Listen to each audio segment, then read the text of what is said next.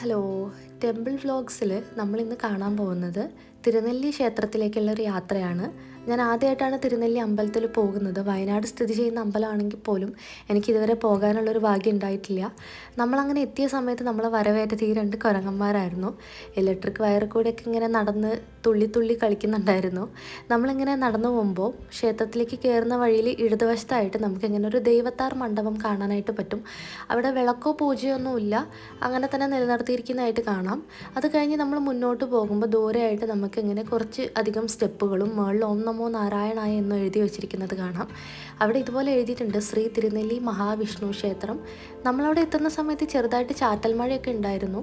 നല്ല മനോഹരമായിട്ടുള്ള ഒരു അന്തരീക്ഷമായിരുന്നു. ബ്രഹ്മഗിരി മലകളാൽ ചുറ്റപ്പെട്ട് കിടക്കുന്ന ഏകദേശം 1000 വർഷത്തോളം പഴക്കമുള്ള ഒരു ക്ഷേത്രമാണ് തിരുനെല്ലി ക്ഷേത്രം.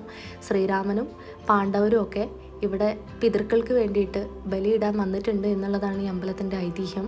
നമ്മളവിടെ എത്തിയ സമയത്ത് ക്ഷേത്രത്തിൻ്റെ ഉള്ളിലും ശ്രീകോവിലിലും ഒക്കെ ആയിട്ട് പണി നടക്കുന്ന സമയമായിരുന്നു.